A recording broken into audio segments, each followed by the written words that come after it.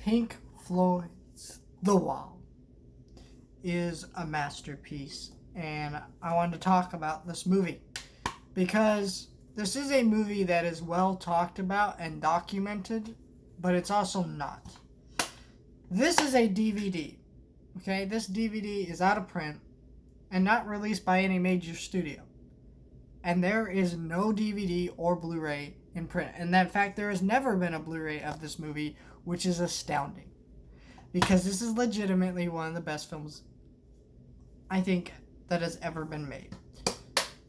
At least when we're talking music-related movies.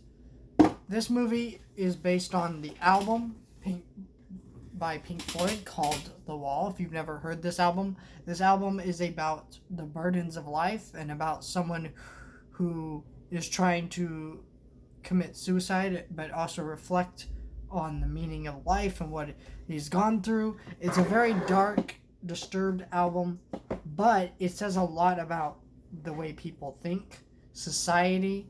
A lot of it has to do with British society, though, because Pink Floyd was British, so that's just a lot of it. But you can apply to a lot of it to just about anywhere. This film is based on that album. And what this film does is takes these songs based on this album and gives them visuals.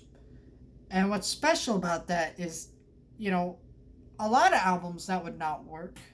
But Pink Floyd's album has a very cinematic feel already, The Wall. It's the same name as this movie, the album.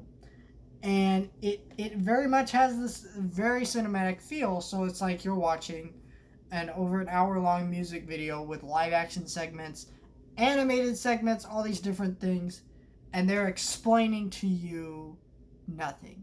And what's really beautiful about this is Pink Floyd's music was already haunting, right?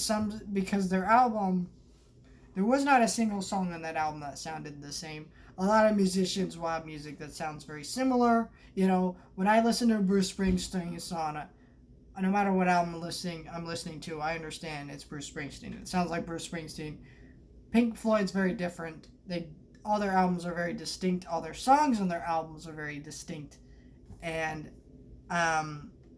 this is kind of a review of the album and the movie, but it's more so the movie. I encourage you to check out both, though. So what this movie does is it takes those visuals. And a lot of the imagery here is more haunting because the music itself was already haunting, but then the actual visualization of what the album is communicating, what it's saying to you. Because a lot of it you don't take in because it's music, because there's no visuals. A lot of it goes into your mind and creates images, but this actually says, "Here, look at this image," but it doesn't explain what that image means. It just shows it to you. And a lot of the images within this movie are very haunting. They're very hypnotic. They're very painful. There are times where I look at this movie and certain scenes, I'm like, ugh. And then I think about what that means and I appreciate it more. It's a very good movie. It has a lot to say about a lot of different topics that I won't go into because this is a movie that film buff fans and music fans, we know this movie.